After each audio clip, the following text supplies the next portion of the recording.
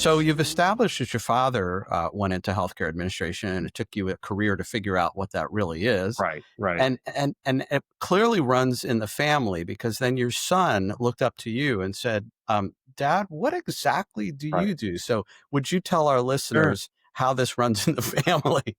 When he was 12, he was in my office and he's looking at the business card, like Chief Medical Officer. Dad, do you arrest doctors? I was like, well, I guess that's as good an explanation as any. Sure. Yeah, we'll go with that. So, but yeah, it's funny because Oh people dear. don't know what CMOs do, right? They think we just like you're saving lives one meeting at a time or something like Well, that. I've never caught a glimpse how the others must seem faker. I'm much too fast to take that test. Change it. Turn and face the strain. Hello, and welcome to the Fire Chief Podcast, the only podcast dedicated to the Chief Medical Officer. I am your host, Lee Scheinbart, and this podcast brings you the hottest and most crucial conversations in healthcare and physician leadership right now. Today's guest is Dr. Daniel Handel, Vice President and Chief Medical Officer for the Central Area of Atrium Health in Charlotte, North Carolina, and also Clinical Professor of Emergency Medicine at Wake Forest University. Dr. Handel was raised in Indianapolis, Indiana, and defected to Illinois, where he earned 3 degrees. First, his undergraduate degree, and later in a dual degree program, earned both his master's in public health and his medical degree, all at Northwestern University in Evanston, Illinois. Later, he earned his healthcare MBA from Oregon Health and Sciences University, where he also served on the faculty of the Division of Management, teaching process improvement and value streams. He then went on to become the CMO at Medical University, South Carolina, and later returned to his home state of Indiana and served as a CMO for IU Health.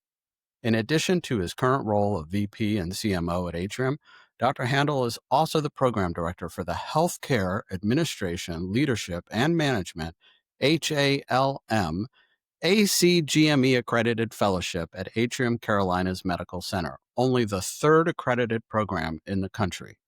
And not to be outdone, he is the primary editor of the brand new textbook published by the American Association for Physician Leadership, Healthcare Administration, Leadership and Management, The Essentials, first edition. This book features insights from 44 expert contributors and is a groundbreaking textbook that consolidates all of the critical industry knowledge that you need into one comprehensive guide. And not only that, the book has also earned the right to be known as the definitive tool to use in preparation for board certification in HALM, HALM. So Dan, welcome to the show. Thanks, Lee. Appreciate it. So with your background, I'm beginning to question my very own sanity. Why am I hosting and interviewing you? You should be the host of the show like this. You have the pedigree, and I can't even begin to hold a candle to that work, my man. You are a master craftsman in physician leadership, and I am not worthy of this. So I really appreciate you doing this. No, happy to do it. No, my wife, I have this bad addiction with going to school, and my wife finally cut me off after a while. So it is good to have a partner in life that knows when to cut bait and do things like that. So I didn't mention this earlier, but I did research a little bit about you. And did you spend some time earning a master's in aeronautical science at Embry-Riddle? I did. When I was in residency, like many adrenaline junkies who go into emergency medicine, I had this fascination with becoming an astronaut. And I was looking at the physicians in the astronaut corps for NASA who were getting selected, right? Obviously it's a pretty selective process. And as, spoiler alert, I did not get selected. But I decided, well, I want to, do something to help kind of improve my resume, if you will. And so I got a master's in aeronautical science with a concentration in space studies. And actually, the interesting thing about that was that started my journey in terms of high reliability, quality, and safety, right? So there's obviously a big focus on the aviation industry, which all of us know has been on a long-standing journey in terms of being a highly reliable system. And if you think about the safety of the aviation industry now compared to when it started, those of us in healthcare, we still have a long road ahead of us to even get close to that level of safety and high reliability. Yeah, totally agree. Did you do this by an online process or did you come down to the Daytona Beach area to do that? No, I did it completely online through Embry-Riddle, and I was a resident at the time, so I only could afford to take one class at a time, and so it was the 5-year journey for a master's degree. So I just kind of slowly chipped away at it.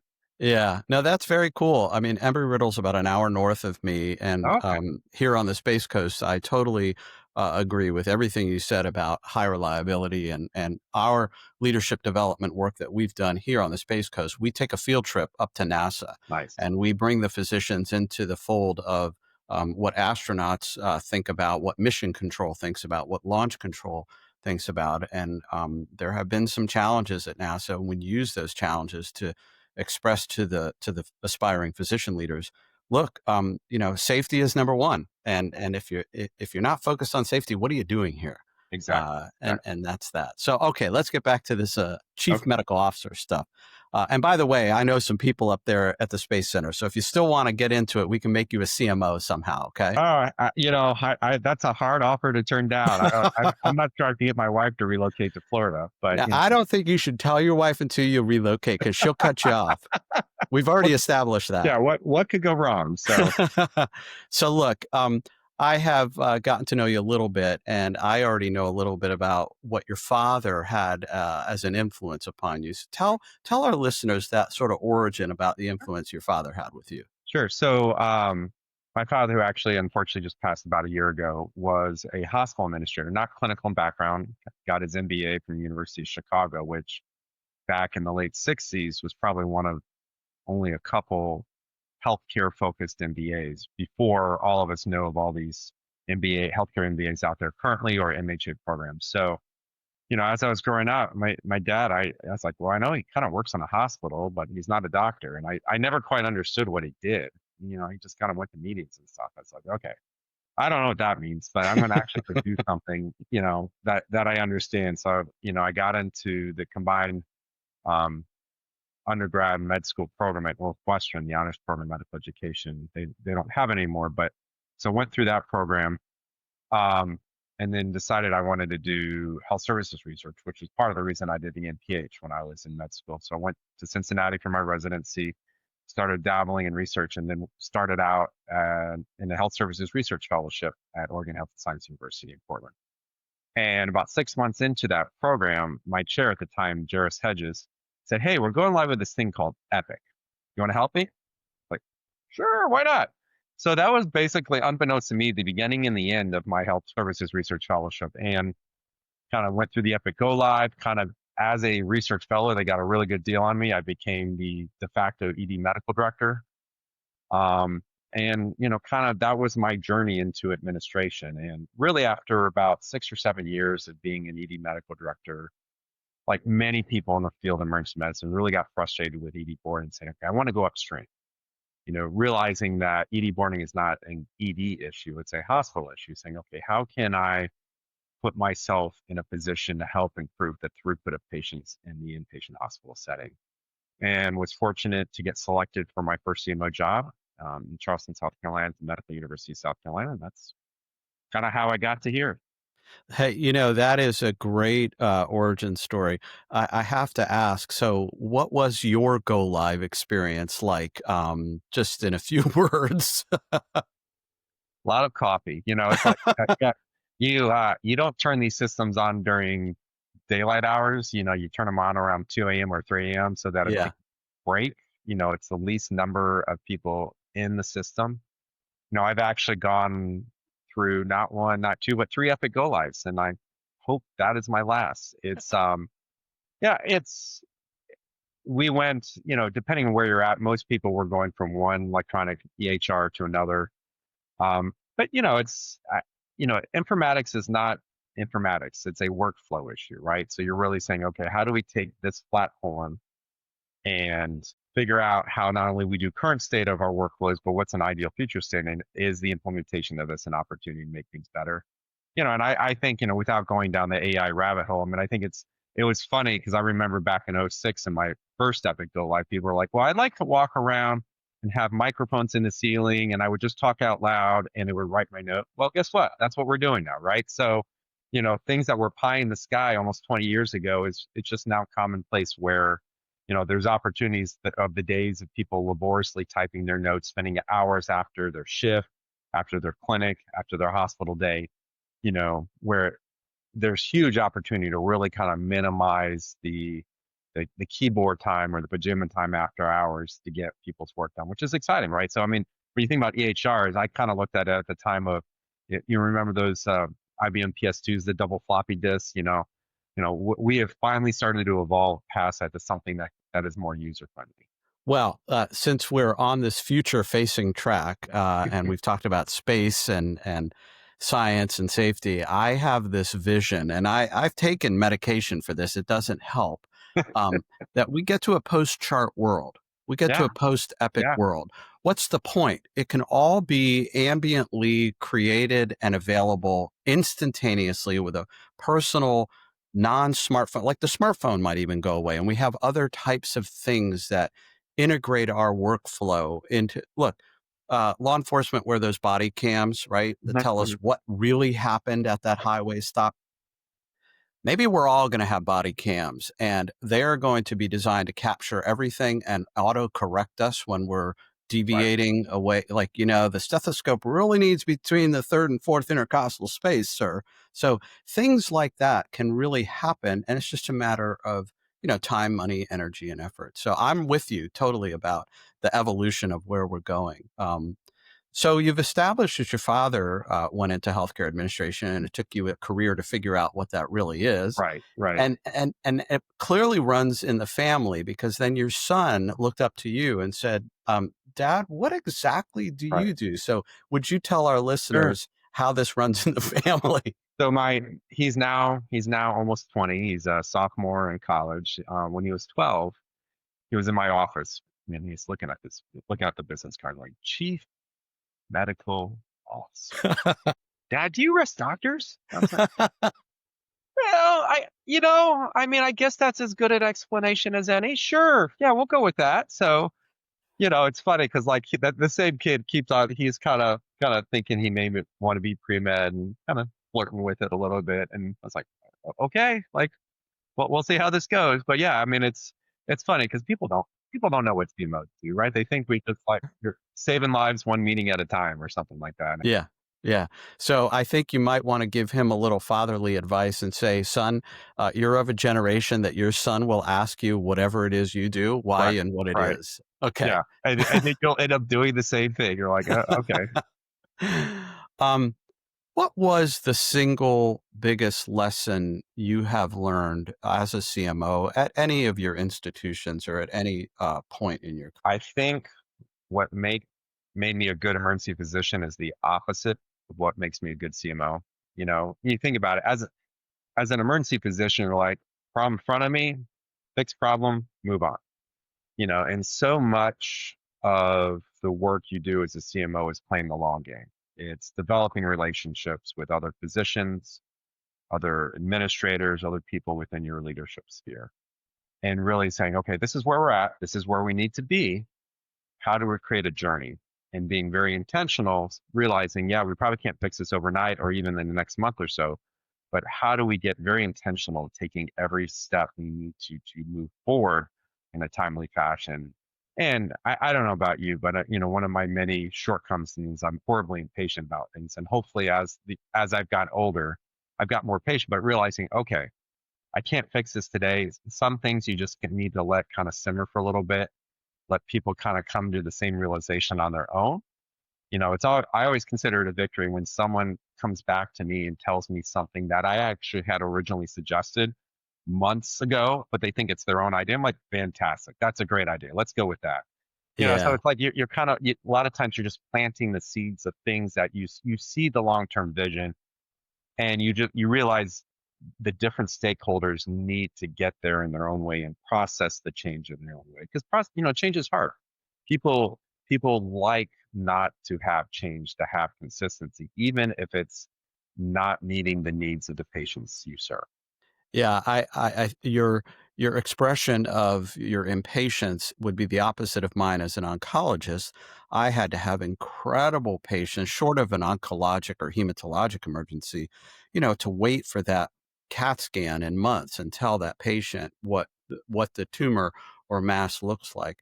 But the flip side for me is I would slow things down too much, and people around me say, you got to hurry. You cannot wait 6 months for Right. this one. Right. And so what I hear both of us saying to each other is the learning to flex and calibrate speed, or calibrate letting people generate the idea, even if you planted the seed, Right. but let Right. them express it and help carry the load a little bit. Exactly. So that is not something we are taught very well. At least I wasn't in medical school. I don't know about you. You got to be a competent physician. You got to know these things. You got to act. You got to, see one, do one, teach one. And so the idea of like, no, you can flex, that's not really taught. Right. So, so you collaborated on this major project with AAPL, the publication of the textbook, which I don't want to repeat the title again because it's kind of it kind of gets stuck in the throat, Yeah, yeah, you can thank the ACG me. I mean, I didn't come up with the title. I mean, and you're like, HALM. What is HALM? Is that like a meditation or? What the Uh, home? yeah, yeah. So, What but was your primary motivation for this? sure. So I was a little late to the game, realizing that the ACG me had created this fellowship, and I stumbled upon the fact that they were writing a board exam.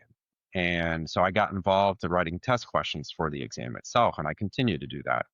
And I realized the first time around when we were writing questions, there's no textbook, right? So in oncology, you have probably a couple textbooks that are considered like I still have them over yeah, my shoulder. they are the gold standards in terms of HEMOC. Same thing in emergency medicine, right? And it's fascinating when I talk to or listen to some of the people who were the original textbook editors. They kind of went through the same thing, saying, okay, we have no textbooks, right? So all of us writing test I questions, don't know if our patients want to hear that we never had books. we're getting there, right? We're getting along. But obviously emergency medicine has been around for several decades. So we obviously have a board certification exam. We have textbooks. But for the home exam, the first time around, all of us were just looking stuff up from multiple resources. And the fascinating thing is the first time people took the exam in November 24, the pass rate was 75%. And I'm sure a lot of people are like, well, I don't know what to study. Or they're like, well, I'll just kind of wing it, see what happens kind of thing. And Mhm. so I think it behooves us as a profession to really get increasingly intentional on how do we set our current and future physician leaders up to succeed. And so that was the genesis of the book. So we looked at what the core content was that UCGME put out and said, okay, we're gonna group this in a way that makes sense from a content perspective. In terms of the content, we felt like we had to get much more intentional. So the authors we actually selected for the textbook, they're not all physicians, right? We have experts in HR, we have experts in finance. There are things that none of us learned in med school or even as experienced physician leaders. So we really wanted to bring in the content experts to say, okay, this is the core content. This is what we feel like are the salient topics you need to review in for your exam. Now, it's going to be really interesting to see. The next exam is in November, 2 months from now, to really see those who are taking this year, have we set them up better? And the common feedback I'd get from people when they get the exam or get the textbook after they've taken the exam is, I wish I had this textbook when I took the exam the first time. Yeah, So, yeah. And we'll see naturally in evolution all of the early adopters of this concept that took the test. That's one cohort. And over a few years, it'll be a different blended cohort. So it'll probably level itself out. Let me ask you, have you been thinking, or do you have thoughts now about why these things are not exactly taught in our GME environments, our undergraduate medical education environments, and what we might think we should do about it? it's a good question. And the question is, should all of us coming out of med school have some kind of basic management knowledge, right? It's a good thing that everyone wants to do leadership roles. We need people to be very active clinically to meet the needs of the communities we serve. So it's good there's differing levels of people who want to get involved in leadership. But I think the question is really, how do we give a working knowledge of how the healthcare system works, right? So that physicians, even if you're a frontline rank and file clinician, can engage in a meaningful way to say, okay, I understand these are the constraints we're having, right? You're assuming good intent of your leadership team to help improve the ability to deliver care. Because a lot of times people are like, well, I just need this robot. I said, okay, well, tell me more. This is a $3 million machine. Well, I have this one procedure I want to do once a year. I was like, so you think it's a good idea to buy a $3 million machine to do one procedure a year? Let's talk through that. If we spend $3 million here, what does that prevent us from spending money elsewhere to help, deliver care? So it's really trying to, I think the more we can give that basic knowledge to physicians, they can be more effective advocates of how we deliver care, understanding how to communicate in a impactful way or in an effective way. Yeah, and this debate's going to go on longer than this podcast and in the halls of academia. And I spent a lot of time with medical students, and I spent a lot of time with physician executives like yourself. The difference between today's students and you and I is night and day. Men are from Mars and women are from Venus. Well, students are from a totally different planet than you and I grew up on, and they go through the education that prepares, and not all schools, but prepares them for the 1980s or 1990s of medicine, and yet the ecosystem is wildly different. And they're ready and hungry to adapt to the conversation, the Right. collaboration, the integration. Like, they're not at the student level interested in arguing the $3 million machine. They're like, why does it cost $3 million to begin with? Exactly. So we need to figure, and I think you're right. Not everybody needs to understand management, but they do need to understand the ecosystem that they land in. And when you're an intern and you're PGY 1 and 2, you're awful busy, so you're not really thinking about it. But all of a sudden, that you're two and a half, 3, all of a sudden you begin to realize this is just so much more than what I ever thought I needed to know. So yeah, and we'll let others that are in a position to influence us, but it'll be our idea, right? Because we said it first here on the podcast. Well, and when I work with residents, I still do a couple shifts in the emergency department every month. And I know I'm not clinically the most cutting edge, but I was like, but I can explain the systems of, why do we have boarding today? Or what can we do about it? What decisions are you going to make today that can either make the situation better or worse, and really kind of helping them understand. Because I don't know about you, but I remember when I was a resident, right? You're in survival mode. You're just like, every day is you're just running a list of tasks, and you're like, I hope I can get some sleep tonight, and you're just kind of in a much more survival mode. But to your point, when you start seeing the light at the end of the tunnel, you're like, oh, I guess I got to go get an attending job now. So what is this world I'm entering outside of academia? I remember this moment when I began to just crystallize the whole survival thing. If I woke up at home, I was sleeping at the hospital. If I woke up in the hospital, I was sleeping at home, like every other night call. And that's how I just began to understand my life. Yeah. Pre all the GME requirements, the 8-hour work week and stuff. And you're just kind of in this borderline state of delirium that I think that's why I was on medication for a while, but again, it didn't really help.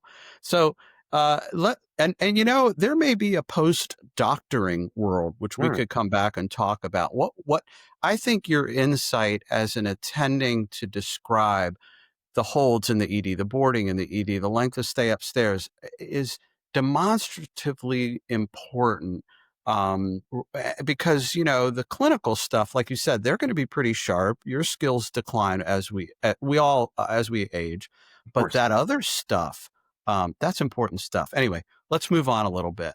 What do you worry about the most in medicine or healthcare? What keeps you up? I think the pandemic really exposed our weaknesses as a healthcare delivery system in terms of we still continue to be very reactionary in how we deliver care, right? And there is not the investment in preventive health and preventive health.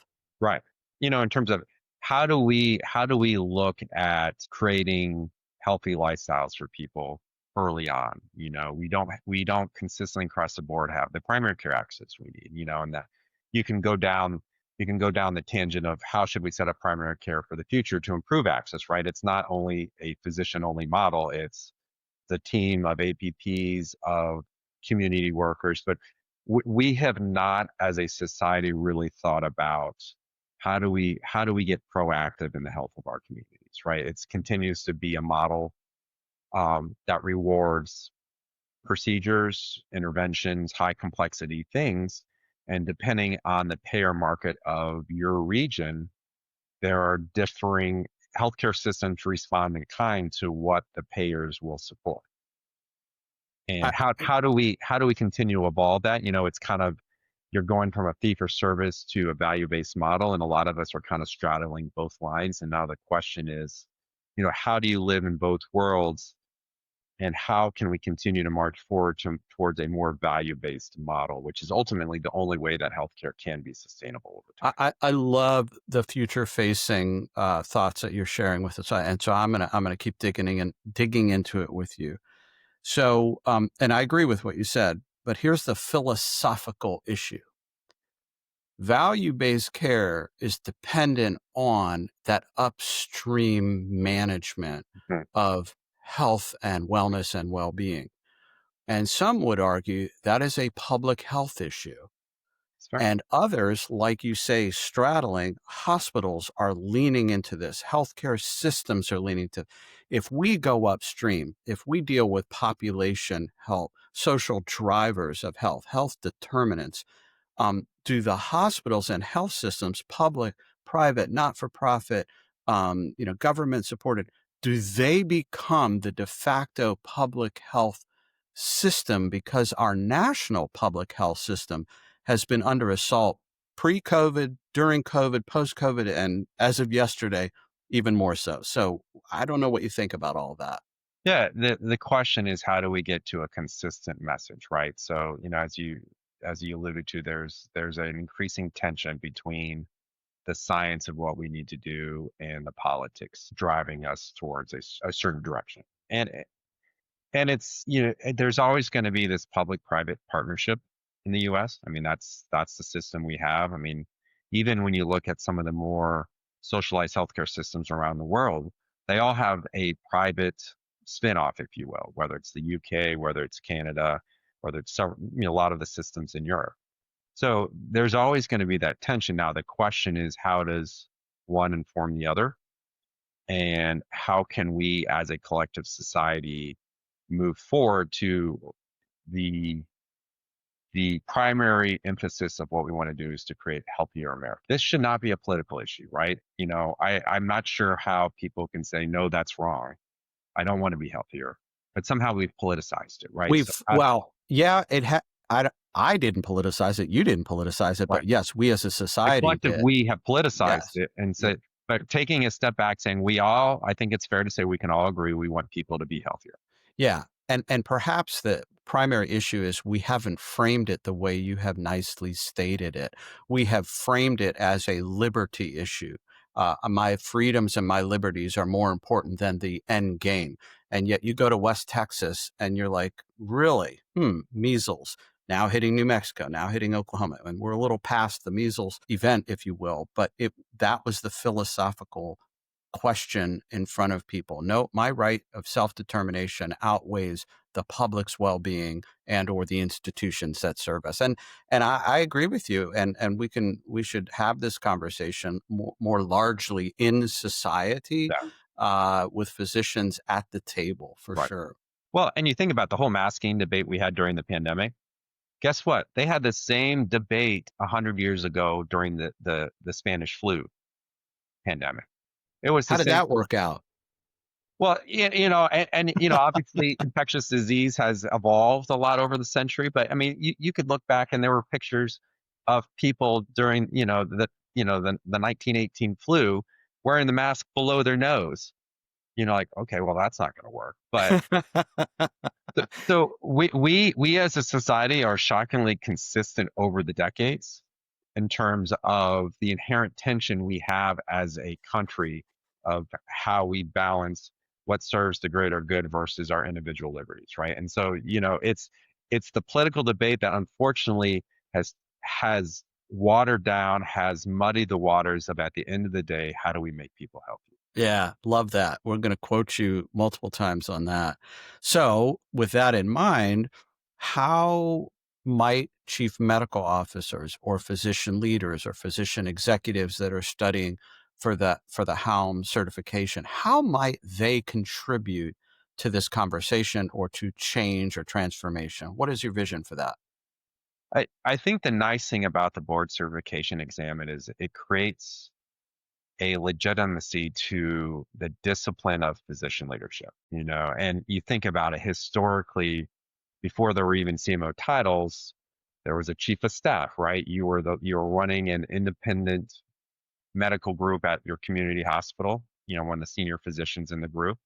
That evolved to VP for medical affairs, where you were no longer elected to a position for a couple of years and then went back to your clinical work. You're like, okay, I'm doing this for the long haul. And those people tend to be the oldest physician on the medical staff saying, okay, I don't want to take call every other night. I'm going to go more into like a desk job. And then it really continued to evolve where there's VPMAs have evolved more into CMO roles, and there's still things titled VPMAs. But CMOs moved into not just medical staff issues, they moved into quality and safety, they moved into throughput, like the work I'm doing. So the responsibilities of things that touched and interface with other physicians continue to evolve. And then you started seeing more and more people in these physician leader roles getting their MBAs, getting their MHAs. I feel like the certification is just the next step of that, right? So whereas, it's you can make parallels to our clinical specialties, right? There were a lot of people before there were ACG accredited residencies, ACG accredited fellowships that kind of did a GP year, a year out of med school, and then they just went out into practice. And you were an apprentice with a surgeon, so you became a surgeon. So it's an evolution to say, okay, we are going to get very intentional making sure that there's a finite core set of knowledge that you've mastered to be a physician leader. So it's going to be really fascinating in the next 5, next 10 years. Do we continue to see the shift of more and more people getting the board certification, having the board certification as a prerequisite for these physician leadership roles? I think it goes without saying, most of us doing CMO jobs, probably the majority now have some kind of master's degree, whether it's the MBA or the MHA. That wasn't the case 10 years ago. So is this the next step in that evolution? Yeah. Yeah. And in fact, one might even argue that the nomenclature, while I like it, perhaps you like it, you've been it several times, that the nomenclature will become outdated, the role will become outdated, and the real crux of the matter is learning how to be a emergency medicine physician is not the same as learning how to be a CMO. And Exactly. that's not the same as learning how to be a CEO, which is not the same as being on the board. And there's going to have to be this ongoing evolution. This is why I think about a postdoctor world. It's a calling for most of us who enter the field of healthcare. I don't care if you're the respiratory therapist or you're the cardiothoracic surgeon, but it is becoming more vocational in sort of that task. Remember, you talked about our task list when we were interns, and these going to have so much more technology helping us with our task management and pushing us towards quality, safety, and improvement, which is the goal.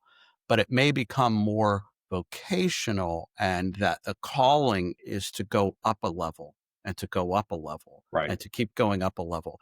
And maybe your children or my children, as they think about a career in medicine, might think to blend what your father did, what you did, and what your son might do. I want to run the health system at a level where I understand health, wellness, society, et cetera, et cetera. Now that's rainbows and unicorns, but I like to think like that.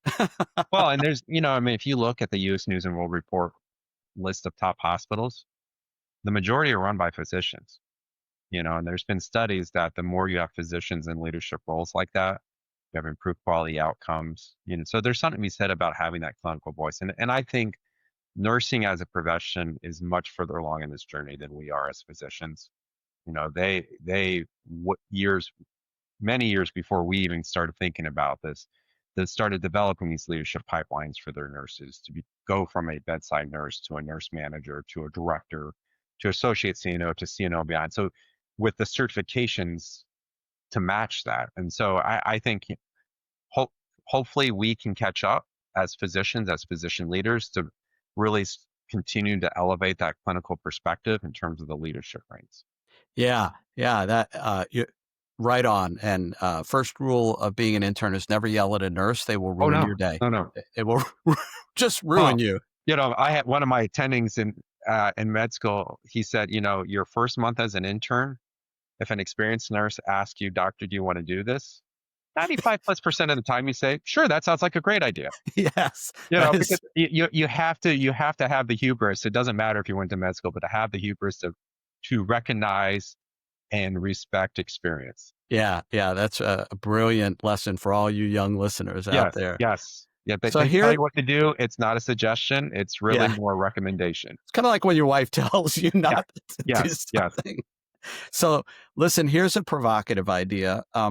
Maybe we should take let's take our non-clinical partners, the people that you and I work with that are very skilled in executive management, and they have their own leadership principles, but they never studied medicine. They didn't practice at the bedside.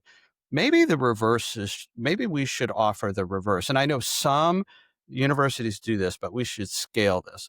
That individual on their journey should spend a year like a fourth-year medical student, put on the scrubs, put on a short white coat, and hang out with an intern or a PGY1 or a PGY2 for a year in whatever domain they choose to really grasp what it's not enough to round in the hospital Right. or hang out in the ED. Like, you have to watch that task list. You have to watch them cook. You have to become that sub intern for a year. And that, I think, would open people's hearts and minds that didn't go into medicine a career. What do you think about that?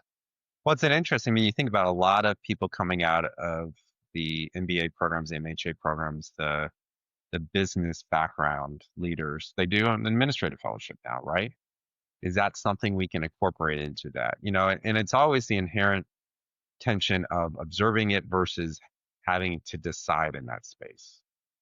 And it's always funny that a lot of people who work the night shift do it to get away from administrators. So early on in my CMO journey, I worked overnight shifts, and it just really flummoxed them. They're like, "Why are you here? It's 2 a.m." I was like, "Well, I need to see what happens overnight, right? Right. I've done this clinically, and why stop now?" But it's how do you get as close to experiencing that, without realizing I'm going to make decisions that will impact people's lives Yeah. Yeah. very directly, very viscerally, very significantly, right? I kind of have to get this right every time.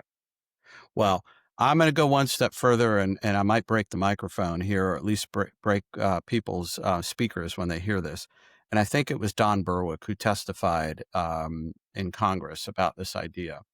So again, and I'm not being pejorative about the Right. partners that we work with, but if they do an administrative fellowship of whatever design, if they get to be there at 2 a.m., if they get to think more closely about the actual frontline decisions and top line, ivory tower decisions, why not ask them to take some kind of oath at the end of that year, is similar to the oaths that allopaths and osteopaths take at the end of their education, and hold an obligation? Because I'm just, and so it was Don's idea. I'm bastardizing it, but I wonder if you think that has merit or if that's just insane.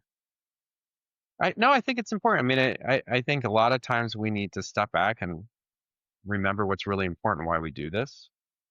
And I'll be a hopeless idealist till the day I die of good delivery of healthcare can be a financially sustainable model. Yeah. And If you do the mission, you get the margin. It's not right. the other way around. Yeah. And if we are in contradiction of that, if the finances contradict the way to deliver care, we have to fix it. Yeah. And if not us, then whom? Right. Yeah. It's fantastic talking to you about this. All right. I have one or two more simple items before we wrap up. Of course. Maybe not so simple. What's the hardest thing that you have personally experienced as a human being in any of the roles that you have been in post ED career in your administrative roles? It was interesting being a CMO during the pandemic, and the amount of motion involved with physicians who may or may not be making the most scientifically sound decisions, right?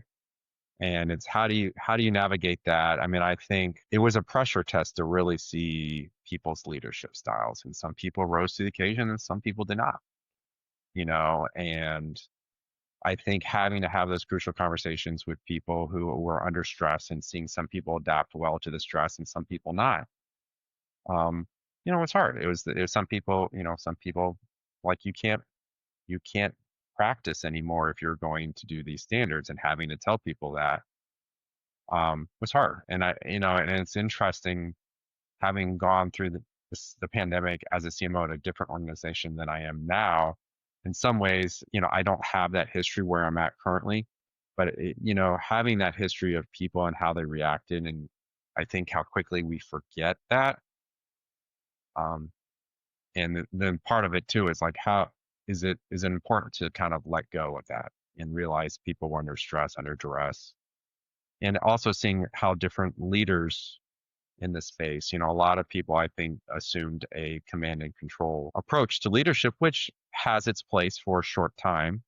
But how do you transition out of that? And seeing some people unable to let go of that from a leadership style perspective, and seeing the detrimental consequences that I think was hard for me personally, and saying, okay, we need to move past this now. This is not the model that makes sense for the long term. And it's just some people just, it kind of, the pandemic unfortunately broke some people, and it's like they didn't come back from it, even if they were physically fine, and either from a health perspective, but emotionally, I think it broke some people. And I think that's the hardest thing to really kind of navigate moving forward. Yeah. I spent a lot of time with people in my life to reflect on this, and it is very much analogous to being on a tour of duty in the military or in law enforcement or first responder life, where something just really takes everything out of you, even if it's the one thing that you always wanted to do. And how do you come down from the crisis? And that, part of the Fire Chief podcast is teaching leadership, teaching crisis leadership. We probably haven't spent enough time on how to come down and how to take that requisite time to be ready for your next tour of duty. So thank you for sharing that. It's tough stuff to talk about. It's how do you reflect on it? How do you grow from it? There's, if you believe in stoicism, right? There's always learnings from failure or from obstacles, and really trying to take a step back and reflect to say, okay, there's so much to be grateful for.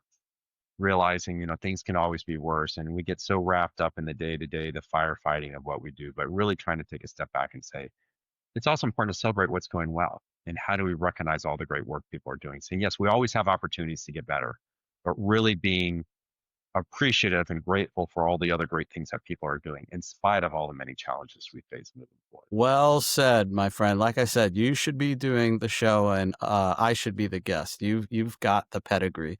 Thank you so very much for being on the show, and thank you for the monster effort of the textbook Yes. and the attempt to create a definitive path for physician leaders in healthcare and in the future. I'm very excited and energized about the things you have thought about and what you've shared with our listeners. It never, ever ceases to amaze me that we spend so many years learning how to become competent and capable physicians. And then we suddenly land, like we've talked about, in a foreign, ecosystem like the planet Mars. And like in that movie and in the book, The Martian, you just rapidly adapt to this strange world in order to survive. And in the ideal world, we would never actually have to write the textbook or Right. create the Right. fellowship. Right. Like we would actually have the knowledge to do all this. So again, for the 15th time, thank you for Yeah, doing my that. pleasure. Well, everyone, you have been listening to the Fire Chief podcast, the only podcast dedicated to the Chief Medical Officer. Want to learn more about what it is like to be a CMO? Talk to Dan. He's got it down. And check out our website, thefirechiefcmo.com, and connect with me on LinkedIn. I love talking with CMOs, especially the ones that are helping to advance physician leaders every single day, and all the frontline workers and all the staff that they work with. So get out there, be a chief, and in the words of Sergeant Phil Esterhaus, don't forget, let's be careful out there.